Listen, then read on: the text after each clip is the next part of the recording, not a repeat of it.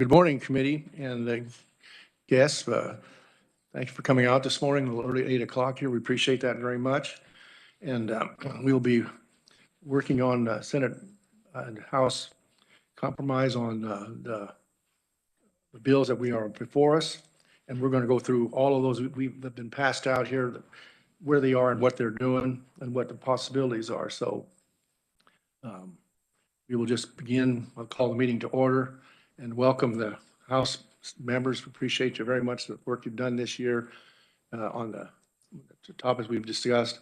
And hopefully we can finish it up today and get to put the nail in the right spot and get the revisor's opinion, and would be good. So we'll start just in general of what the chairman and myself have met yesterday to kind of get a format.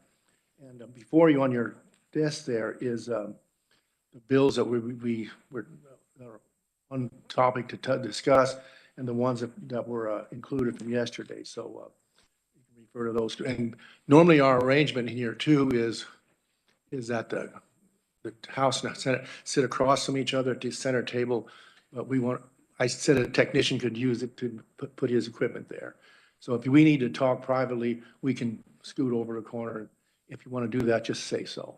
Otherwise, everything's up for discussion. All right, then we'll begin at the first item is that Senate Bill 40, which is the KEMA bill, is turned into the KEMA bill and still is. And the language of that is was out there floating. So we need to place that somewhere. And we were considering putting that in Senate Bill 39, the Animal Health and Tags Bill, as part of that. And so anybody have any comments on that or want to make remarks? That sound workable? Is there something we wanted to add to that, Mr. Chairman? Thank you, Mr. Chairman. I would also like to put the contents of Senate Bill 38, which is the Kansas Pesticide Waste Disposal kind of remediation fund, in that in there as well. Any discussion on that? Senate Bill 38 was that turned into 2103 House bill because we did that. So 38 was open to use it. Any discussion or comments on that? Senator Straub. Thank you, Mr. Chairman. So which bills exactly would we be combining then again? We have. Sure. Thank you.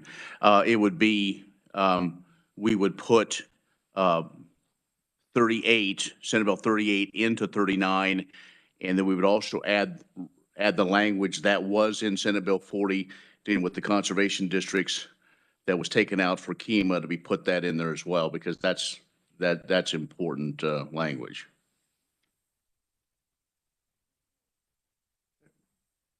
Senator Straub, I recognized her first. Do you have a comment? Go ahead. Thank you, Mr. Chairman. Just to follow up. So do we have the original language from Senate Bill 40? Which bill is that now currently? The bill that originally started, it had to deal with the Division of Conservation, some updates and classifications, some changing, just what typically happens every year or two. That language was stripped, and then the KEMA bill was put in it. We're just receiving that here. Thank you. It wasn't right here in front of me. Sure, okay. So I just wanted to make sure that we had the language of all of them. I do have a concern on one of them, but I'll let Representative speak first. Everybody got the copy? 40?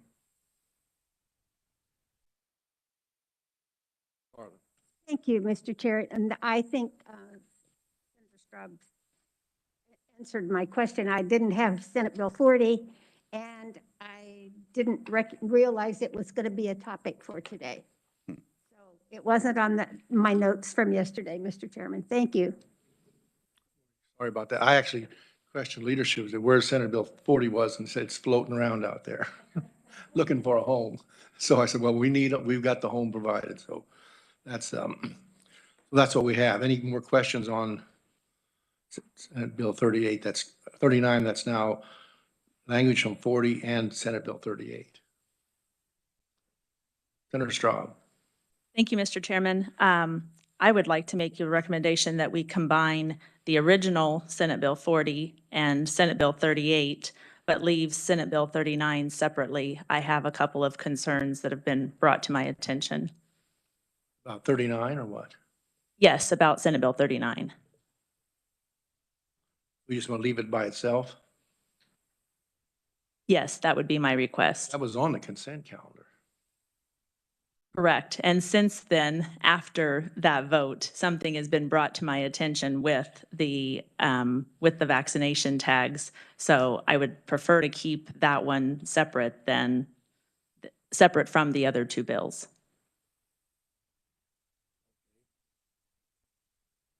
Discussion on that? I guess, can I ask what, it passed, let's see, 36-1, and then the Senate 117-7 in the House. What's your concern? Things have been brought to my attention about the tags, the RFID tags, and what is actually the intention of those tags and how they use them. That's my concern. I would just prefer to keep Senate Bill 39 separate from 38 and original Senate Bill 40.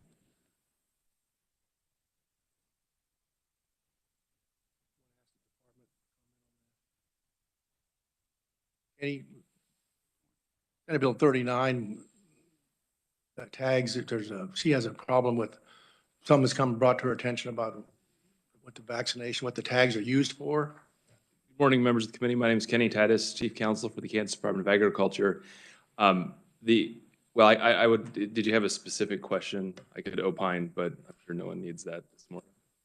Really more so that we just keep these bills separate because, I mean, obviously we did already have a vote on 39 and it was on the consent calendar, but things have been brought to my attention since then that there are intentions of tracking and really micromanaging our ranches and ranchers with these tags. You know, they're presented as a safety measure and, you know, to regulate our industry and make sure we have a safe food supply. Meanwhile, we import beef from all over the world that doesn't meet the same standards as the beef we raise here in the United States. So it's just been, some concerns have been brought to my attention concerning the RFID tags, and I would just prefer to keep that bill separate from 38 and 40. The only thing I would add is the bill doesn't actually, this statute doesn't actually require the use of RFID tags. It just says if the department is providing them through USDA and the department has to purchase them, we're allowed to collect the cost for that voluntary participation. So it's really just a cost collection. There's nothing mandatory for any producer, but thank you. Thank you, Mr. Chairman, and thank you, Kenny.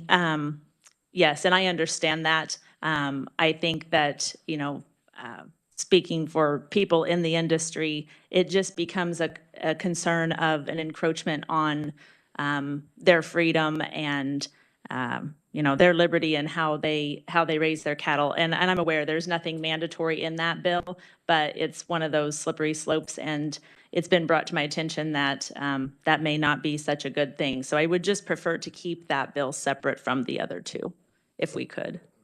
Are you saying you're not going to support 39? Is that what you're? That's what I'm saying, yes.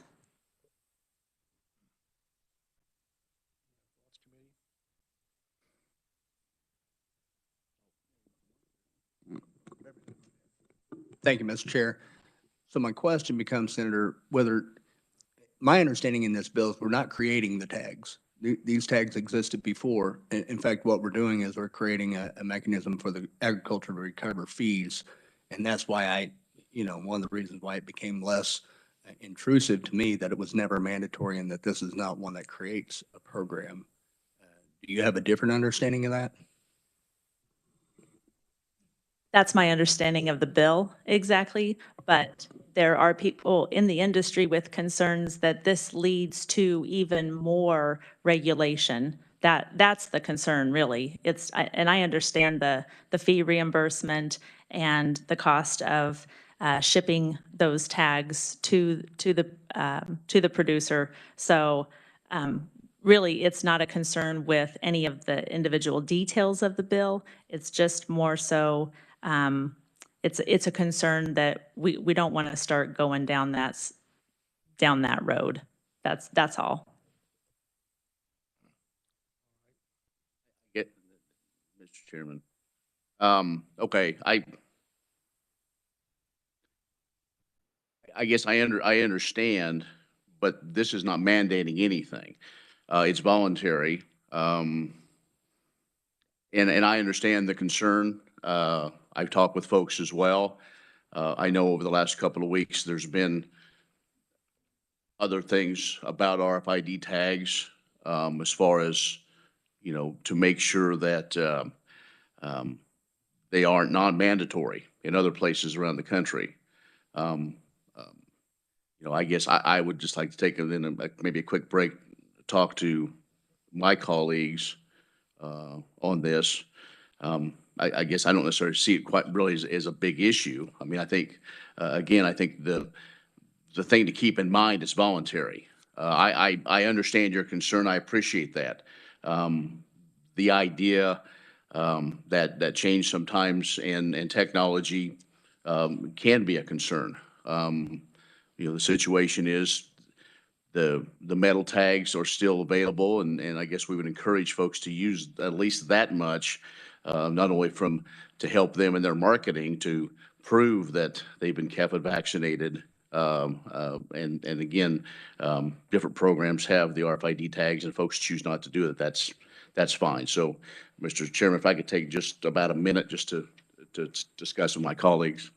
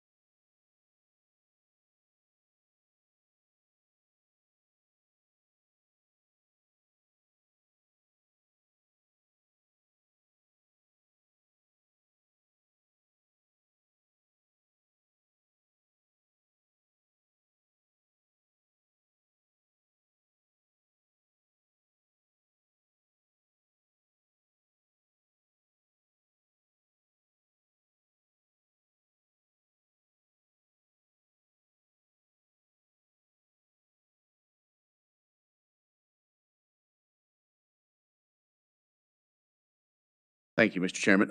We'll accept that. That's fine. We'll accept putting 39 on its own.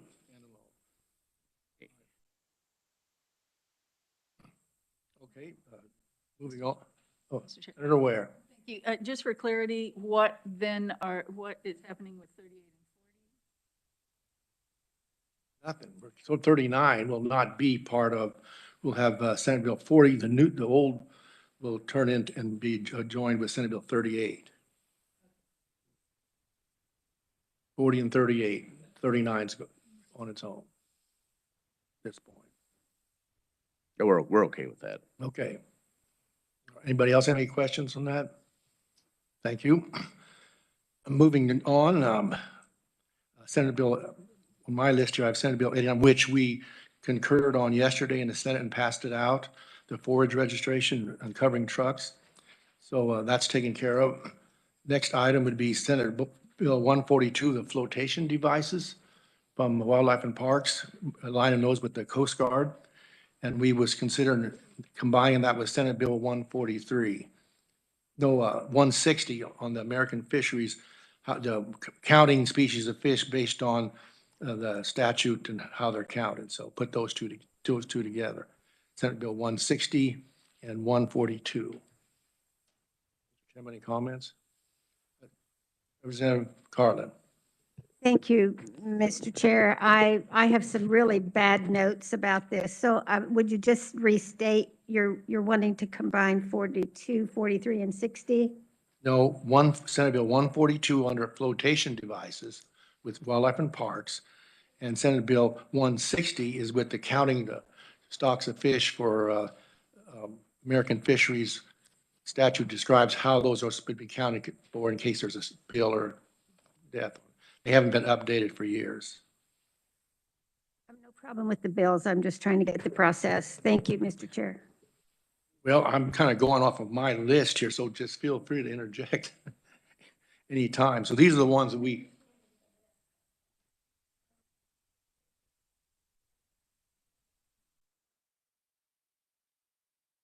no, it won't show. We're making those suggestions today. The list is as is and where it's at right now.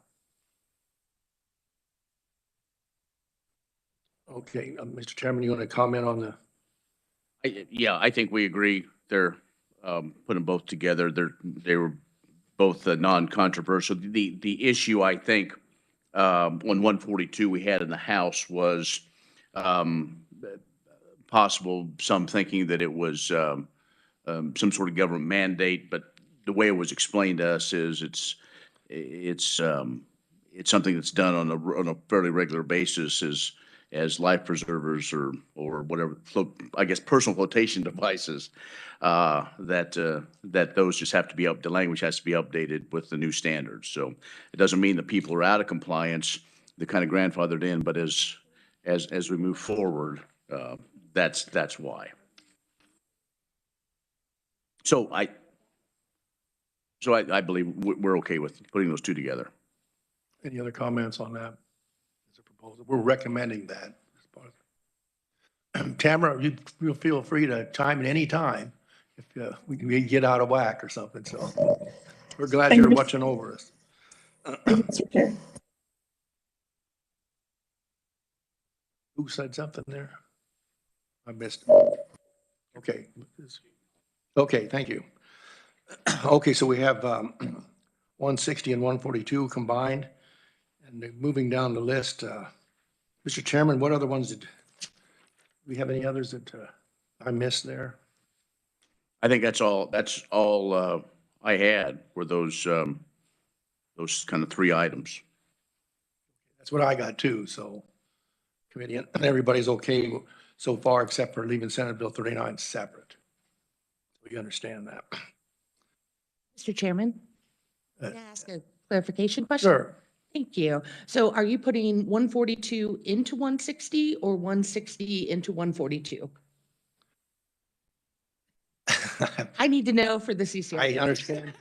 I will ask the reviser which way she prefers us do that. I don't care. Either one will work. Mr. Chairman, I forgot the reason why we kind of started this whole process. We, on the egg bill, the Senate substitute for 2102, we accept the language that came out of the Senate. Okay. So we non-concurred before, and that was talking with industry folks, and so we're okay with that. So I guess the way we need to do we'll accept your language. You don't have a problem with that at all. Tamara, did you get down which one how you're gonna combine those two? Mr. Chairman, it's completely up to you. It makes no difference drafting wise which way you go. Preference for the committee? Seeing none, just put 160 into 142. Comments from the committee? Seeing none, we'll move on. We just discussed the egg bill, so that's, House accepted the Senate language, so that'll take care of that. Mr. Chairman, if I read my notes correctly, which if you can see my scribbles, that's why. Senate Bill 143, that is the grain licensing bill. We had a change of the effective date, but I believe we will accept the Senate language, though, and go back to the original when Yeah, when the statute's published, so we will be okay with that. Senate Bill 143. Senate Bill 143. Now next year may be different. We're in a very giving mood, I guess. Spring fever, I'm not sure. But yes, Certainly want to take advantage of that, but the mood to change here. So we appreciate that very much. That's the language we'll put in. We'll accept the language from the Senate, and that'll take care of 143. Any other, you want to take over from here, the other ones that I may have missed? Senate Bill 261. So, or did we, that's the asbestos remediation fund. We'll leave that separate, and they're the same. So, we did not, I guess we did not bring it up in committee. It originated out of our budget committee. We did House Bill 2203 on the floor, too. So your version of that, of asbestos remediation. So what do we need to do then? Because how do we move forward? And by itself, will that work to be completed? Mr. Chairman, currently House Bill 2203 is not in conference, neither is Senate Bill 261. It is conferenceable, meaning you can discuss it and put it in another bill, but the bills themselves are not in conference. Oh, okay. Yes. Okay, I missed that. Well,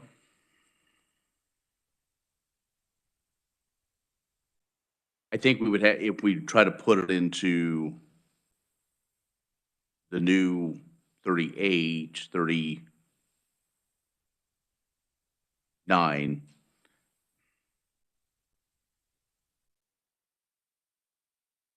because although it's remediation, it's not, there's a strong arm's length to agriculture. So I don't know if it would pass muster. So what's our remedy? To try to put it into one of these other bills? You can try. It might be a little bit of a stretch because the asbestos control program is under the Department of Health and Environment, not the Right. Department of Agriculture.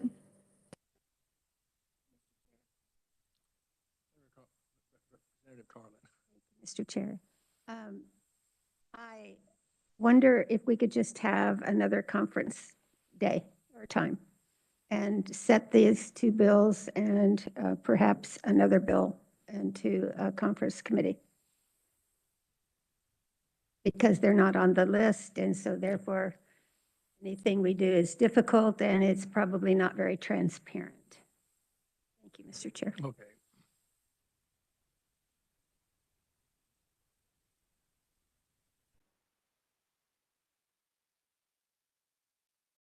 There's nothing wrong with the bill, it's just that we don't have its conference, so we'll have to do it later on. There's no way we can add it to anything. Because you combined Senate Bills 142 and 160, you do now have an empty bill in 160.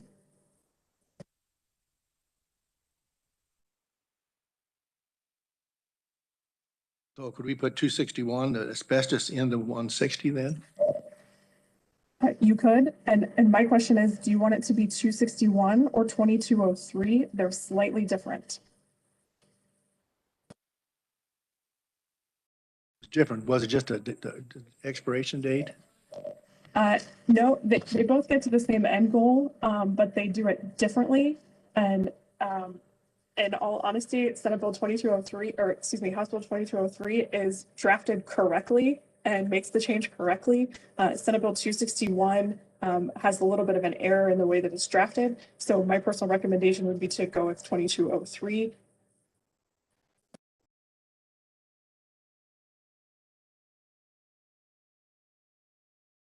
What do you think of that? Putting House Bill 2203 and that was, it's exactly the same as 261. So we could put, she was saying, use 2203 as a shell for, put, which one was that? You could put the contents of 2203 into Senate Bill 160. Oh, okay, there we go. That'll take care of that'll keep 261 alive then, in 2203. Yeah, the can do other it. option is the House could concur on the changes to 2203, but again, 2203 did not go through the House Agriculture Committee. It went through Agriculture and Natural Resources budget.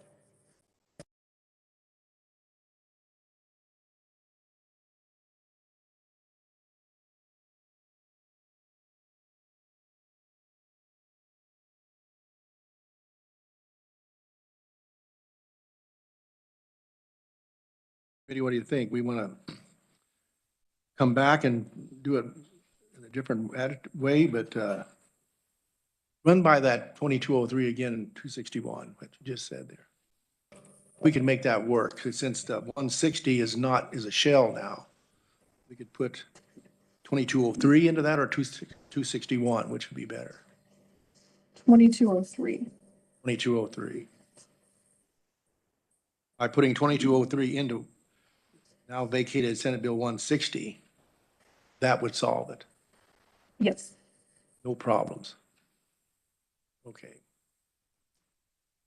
Committee, what's the suggestion there?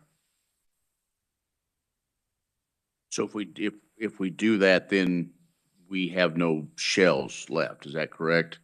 Everything's full up again? Correct, because you also kept 39 separately. Yeah.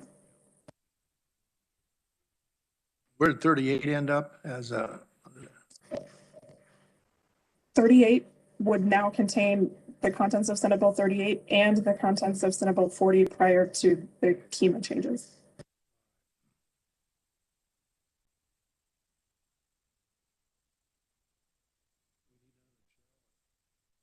I'm not sure. If we had another one, that'd be good, but if not, I don't know what our other option is. We're kind of,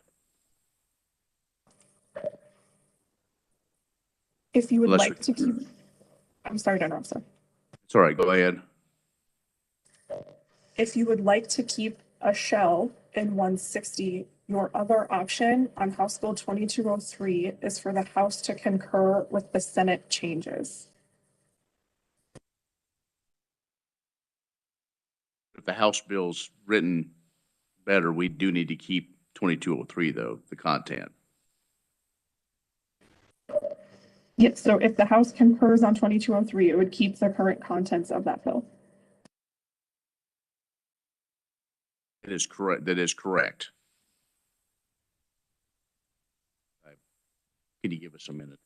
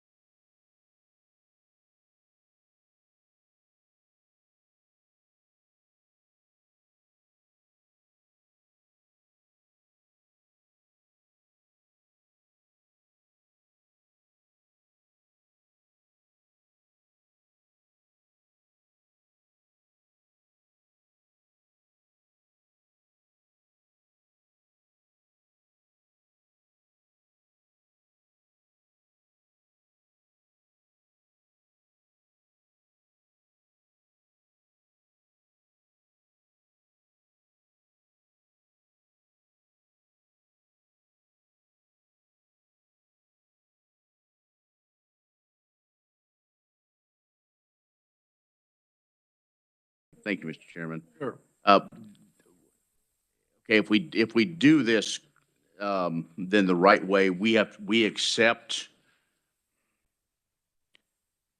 2203 because for the asbestos remediation program and because the bill 2203 was written correctly. Is that the way I understand? Is that the right procedure?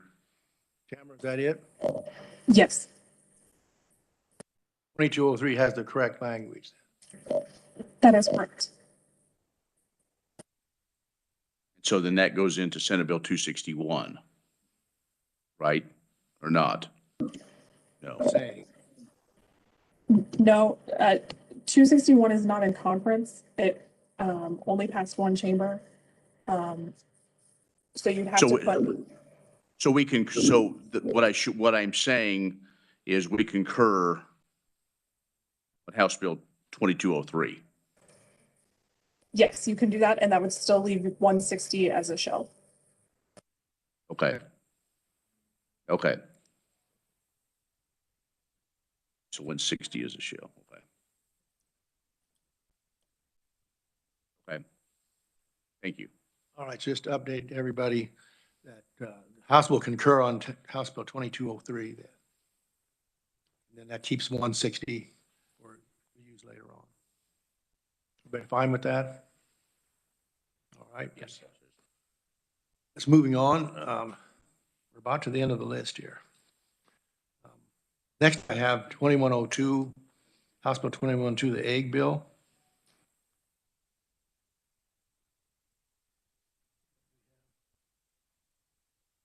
And we concur. Yes. Will concur on 2102, yes. all the things that were added to 2102 in the Senate will stay. Language. Any other questions on that? Hope it's a bill that is cracked up to everyone's standards. I've been saving that for months. We need a good laugh. Okay, that takes care of 2102. House concurs on that. And then next, what else we have left here? 2155 was passed into law.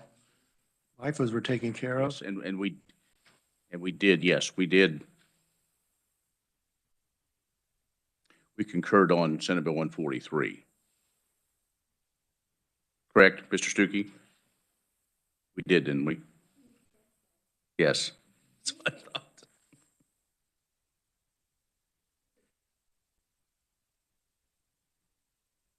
Well, going down the list, Tamara, we didn't miss anything, because 2172, the MIFA, that already is the law, and 2155 spills, that's taken care of too. And then, another one is House Bill 2244, hemp is left yet. And I understand that what the House want to do with that. We sent you language that passed the Senate. We concurred. Okay. And so, yes. Mr. Chair, Representative Carlin. I personally do not concur, but I may make a motion on the floor this morning to non-concur. But I don't know that we can do anything today in this committee, right? What did you want to change? If we want to talk about it, there seems to be no limit in the bill on the THC amount. And it was always understood and discussed when we started the hemp production bill that we in Kansas would have a 0.3 THC limit. And if it does not have a limit, then is it limitless? And I just wanted to get into that that's what I wanted to get into, figure out whether this is a limit. So can we have 0.5? I don't know. I mean, if we don't have it in there, and I thought it was always, and I just realized, I was brought to my attention that it was not in there. That's the way it's been, the whole process. Yes, I understand that. It got by me the whole time, and that's my mistake. But it's still, the state will have to deal with it at some point, and maybe this is the proper time. The question is who can make the determination of determine the language. So, Thank you, Mr. Chair. One of the concerns that I have about that is it does become a broad subject in that, are we talking about the THC content for consumable products? Or are we talking about the THC content for the processed or the unprocessed produced? And so it's going to become a subject matter that is going to open up to wide debate on, and I'm not sure that we can cover that entire thing in a simple conference. Thank you, Representative. I tend to agree. We didn't do that in committee. It's not like something that needs to have the committee authorization so we know which direction we're going on that. That's duly noted that that's what the problem is, but. So, Representative Carlin. In the bill, on page, this is where I realized there was an issue. On page 3, line 2678, the Senate did make changes. And it looks like also that I've had some farmer concerns that are they going to be allowed to continue to save their own seed and their own clone plants for their own crops? But I would say maybe they can, and I wanted to talk about that as well, because it says it took out authorized seed and clone plants for cultivation, because that was part of the research bill. And then it says any extract from industrial hemp intended for further processing. So I'm not sure if that means products like our creams that we buy at Dillon's for $59, or if that means the seed, is the seed an extract? I'm really concerned about your changes there, and I felt we need to discuss this. And so I just found out this morning that we didn't have it up for concur and non-concur. Well, I don't know. The chairman had concurred, apparently. But I had missed that. And also the THC level, then in reading it for this discussion today, I just didn't find it in here. So maybe I'm missing it. I don't know.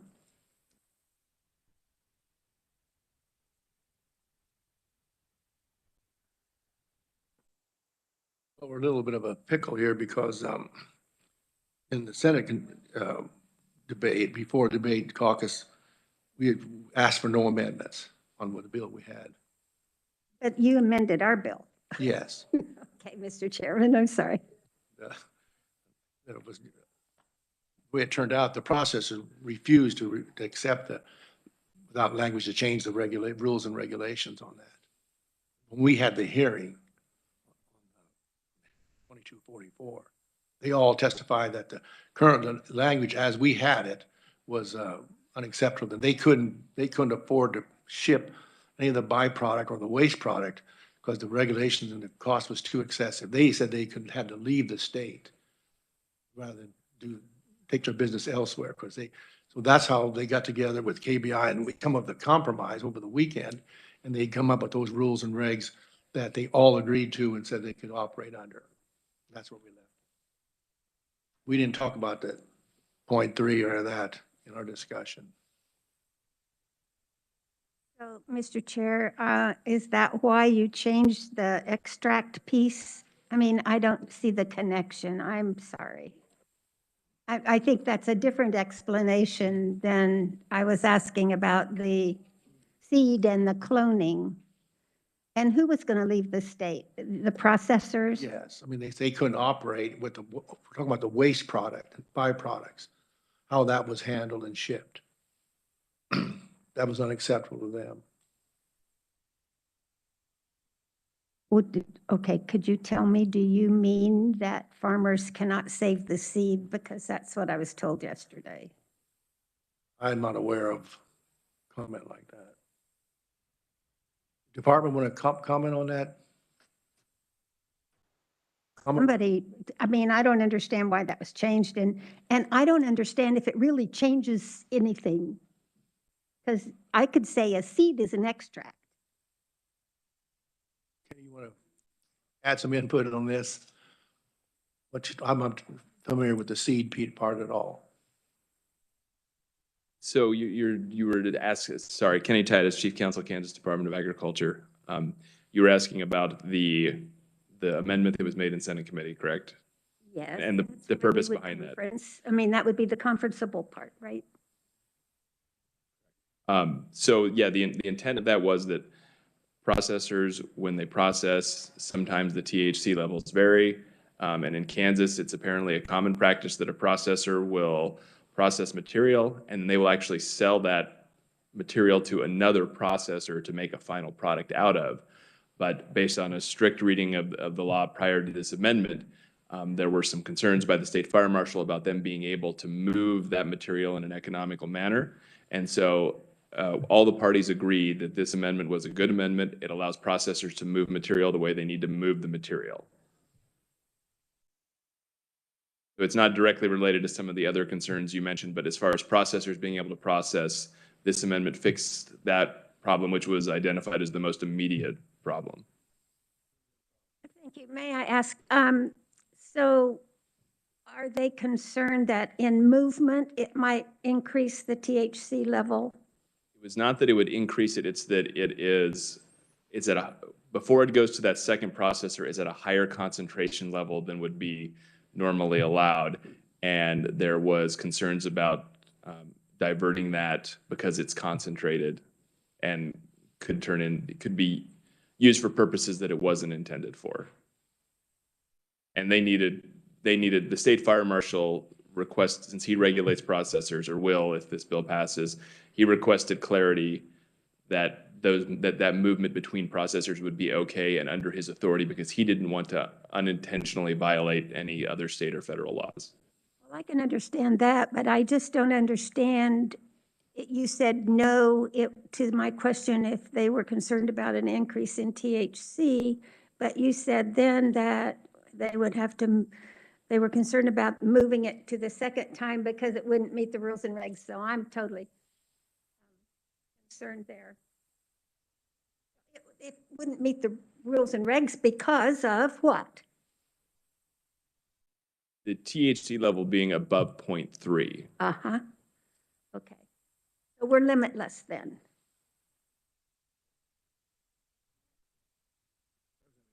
I'm sorry, can I ask a clarifying question? Mr. Titus, what you're speaking of is the product as it's being processed, whether it's one processor or two, it's as it's being processed, not the final consumable product, right? That's correct. And so the material that may be extracted would test above 0.3 in the state that it's in, but it's not the final state that it would be in through the processor. That is correct. And so my understanding is we would try to regulate that through rules and regs, how we would handle that. The state fire marshal would handle the transport. It has to go, that material must move from a licensee to a licensee, and the state fire marshal would cover that in his rules and regs. He already has a very comprehensive regime that's in process of being approved that covers that, so that it addresses security. They have to be, the material has to be sealed, and there are specific transportation logs and a number of things like that to make sure that it's not inappropriately diverted. And that's why everyone was comfortable allowing a higher THC material that's in processing. And essentially it would be overseen by the law enforcement authority that is, yeah. Correct. So, yeah, that makes sense to me.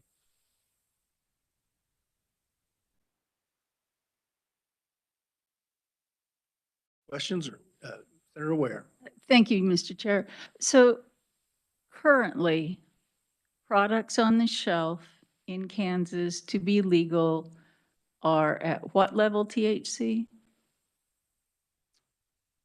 I believe law enforcement's current position is 0.0, but those products aren't directly regulated by the Department of Agriculture, so I would hesitate to speak on behalf of them. But my understanding is it's 0.0. One more. And perhaps I need to talk to someone else here, but so what are we doing about the conflict, if you will, of the products that are on shelves in Walmart, Dillon's, the corner drugstore, on and on? So long as they're not violating the Food, Drug, and Cosmetic Act, it would be up to local law enforcement generally to handle that as a violation. So we're skipping the state entirely on that issue? I couldn't say. It's a law enforcement issue, and how law enforcement jurisdiction lays out, I couldn't say, but there's no regulatory authority over those final products in our department. Or a lawmaker's decision?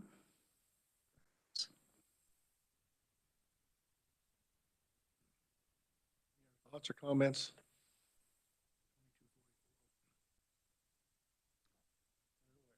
Thank you, I'm sorry.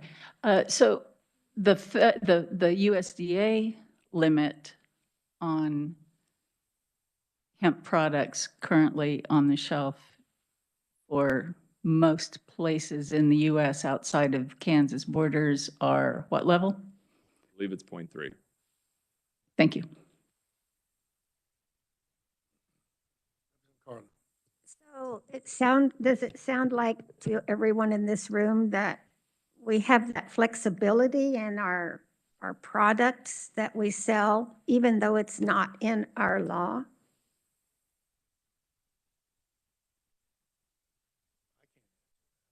Because, you know, when we did the industrial hemp bill, we talked about 0.3, and Eric and I were talking this morning all the time. That was always our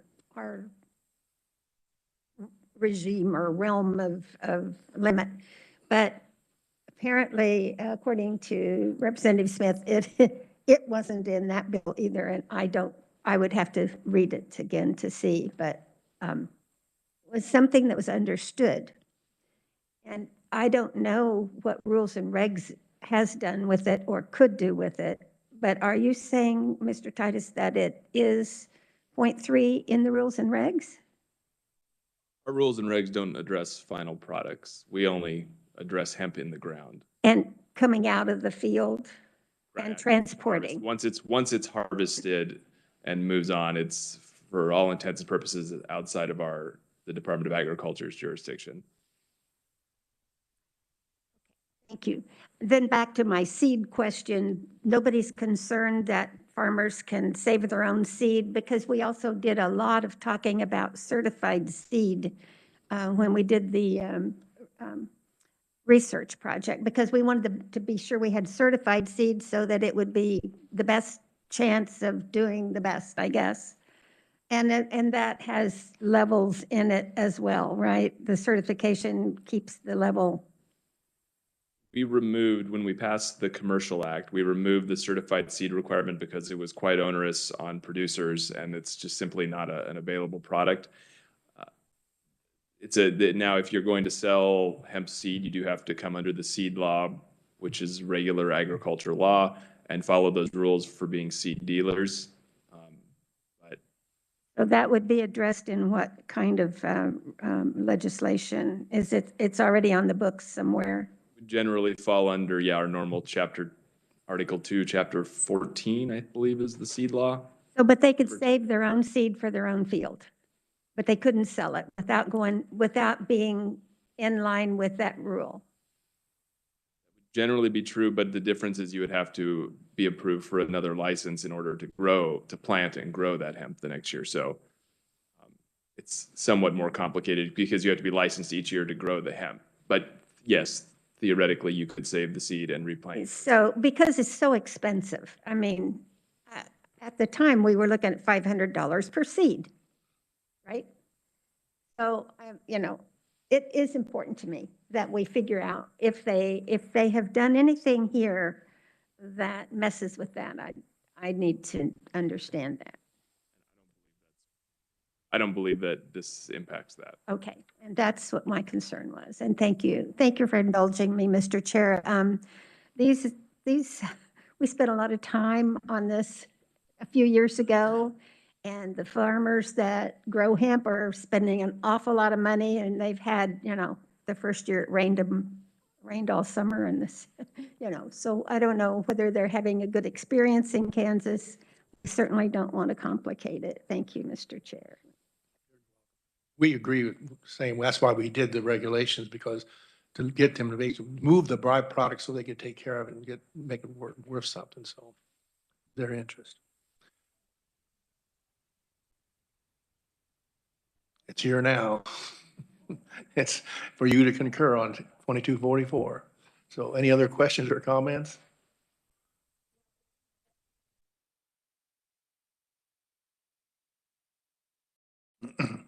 Senator Ware.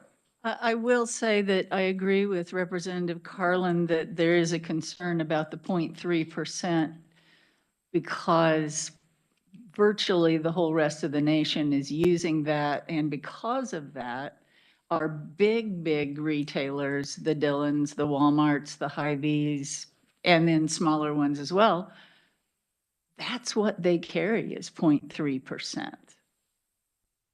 So the vast majority of the products that are on the shelves now, generally CBD products, I don't think we're really up to anything beyond that for hemp yet, are 0.3% on Kansas shelves. We need to rectify that, I would think. That's, otherwise there are a large number of folks who are breaking the law.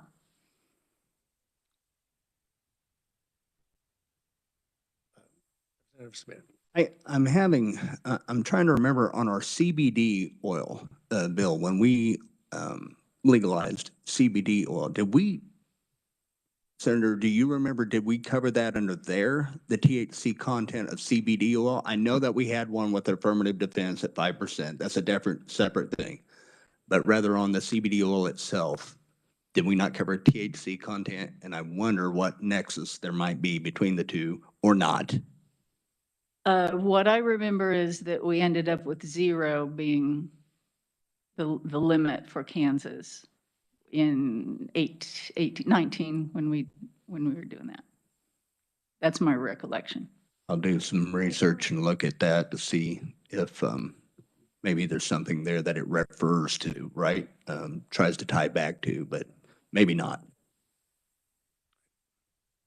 If I may, it seems like perhaps just in definition, the definition of industrial hemp in the ground or on the shelf would be up to 0.3%. Maybe it could be as simple as that. Mr. Chair, if I might, one of the problems we run into and why it will take, I think, some conferees explaining this. If I'm on patrol and I come across a product that says it has THC in it, my field test doesn't tell me how much. And so if they put it in a container that says 0.3 or less, and I test it and it's hot, I have no way to tell whether it's that product or something they've substituted. And that's where we start running into that problem, and that's why we push so hard on it. That doesn't mean we would fight it tooth and nail. That's not it. But it does change the way we do business, and it does increase costs for law enforcement out there to try and come up with a way to determine what the product is we're looking at. Oftentimes the packaging does not match the product. Yeah, I can see that occasionally, but what are we going to do about the teenage stalker store shelf stock restocker rather, and thousands, hundreds of thousands of people ultimately are touched in one way or another by this. That's why I think it's more complicated than a simple, we just change a few words. It does become more complicated when you start looking at the different stages that this thing will possibly have, from producer to shelf. So yeah, I think it's more complicated to me than simply changing a few words. All right. Representative Carlin. Thank you, Mr. Chair. Since you brought it up, can we maybe get the definition that was used in the, they're talking about the oil for children with seizures. There was a limit on that, I believe. There was, and it was 5%. 5%, 1 4.7% higher. Okay, so we do have something in law. So we have a 0 to 5. Keep in mind also that's an affirmative defense, not a legalization. Two different things. Yes, well, I didn't remember that, but yes, I understand that. But here it we was would be- for medical purposes, specifically defined as seizure-related in children. So it was a specific niche. You know, and this is another piece that becomes more complicated because when you look at what the FDA has said, if you start taking something that's used pharmaceutically or being purported as being pharmaceutical, you then cannot choose to put it into food products without FDA approval. So we are going to bind up the industry by allowing them to say that it's also medical, because they currently can't do that without then turning it into an FDA issue. So we could complicate it by trying to put it in our bill that way. But I think it does take a little bit of research here to make sure that we don't create hurdles that we don't want to have to fight. Committee, I think made some very good points here today. I think I'm not ready to change what we have produced already in the bill with 2244 on the regulations. And then I would just recommend we proceed with what the House to concur on that, get this product taken care of, and we address this next year or next time. So we get everybody gets a more relaxed opinion on what we need to do, which direction we're going to go on that. Sounds like there's still plenty of different ideas or interpretations of what's going on. So, Senator Ware. Thank you, Mr. Chair. And respectfully, we've been working on this for 3 years, and this was kind of step one. Some other things we've taken care of ahead of this, and this is really step one. To wait another year seems like too long. I agree it's too long, but if we got to do it right to make sure it works, there's no confusion out there. Unfortunately, we didn't hear this either until the very last day of the last meeting on him. We had a good discussion, but that part wasn't. So, any other thoughts or comments, committee? Senator Straub. Thank you, Mr. Chairman. It's my understanding with 2244 that without this, the current producers that we have, which is probably a dozen or less, would not be able to operate. So this bill really just allows them to operate. I know it doesn't fix everything, and for me, I understand the concern from law enforcement, but the total amount of THC in a biomass that's transported from the field to the processing plant is no different than the total amount that they have processed out of it. It's just the form that it's in, and that seems to be what we're going to have to figure out in the future. And I absolutely understand law enforcement's concerns with the transportation of that processed byproducts, those byproducts and how those are transported. I absolutely understand that, but it seems like it's important that we have 2244 this year so that the processors that we have, and I know I have at least one in my district, they would not be able to operate without this bill. So that's, I think we probably need to move forward. Thank you very much. I agree with that consensus. That's where we're all headed the same direction, and it's taken a while to get there. But without, if we wouldn't have put the regulations in place, they would be gone. We had to do the regulation part for the byproduct and the waste products we're taking care of. So we're there now, and then we'll just deal with this. We'll continue to work forward to changing that level as another project. So. So I would just say, recommend we submit 2244 as part of the package, and everybody good with that? The way it's written and changed by the Senate, so with a concur from the House. That's where we're at. Okay, it's all right. Sure, we understand. Mr. Chairman, to double back, is there anything we missed or left out? I think that's it. I think we got it too. Tamara, what does it look like for you up there? Can I recap just to Is it make all sure workable? that we've got everything correctly? You've got everything. Well, I would like to ask you if I've got everything correct. So do you mind if I run through my notes? No, absolutely. No, not at all. Perfect. Thank you, Mr. Chairman. So the first thing is that the contents of Senate Bill 40, prior to it becoming the KEMA bill, would be moved into Senate Bill 38. So there would be a conference committee report on Senate Bill 38. The second thing I have in my notes is that Senate Bill 39 would be on its own. So my question there is, would the Senate concur to House changes on Senate Bill 39? Yes. Okay. The third thing that I have is moving the contents of Senate Bill 160 into 142. Both those bills regard wildlife and parks. So there would be a conference committee report on Senate Bill 142. The next thing I have would be that the House would concur on the Ag Bill, House Bill 2102. The next thing I have is on Senate Bill 143. It would go back, currently the effective date is Kansas Register. That change was made by the House. The agreement was to go back to statute book. So there would be a conference committee report on Senate Bill 143 to go back to statute book as the effective date. And then the next two things I have are the House would concur on 2203, which is the asbestos control program, and 2244, which is the industrial hemp bill. Is that correct? What I have. Anybody else?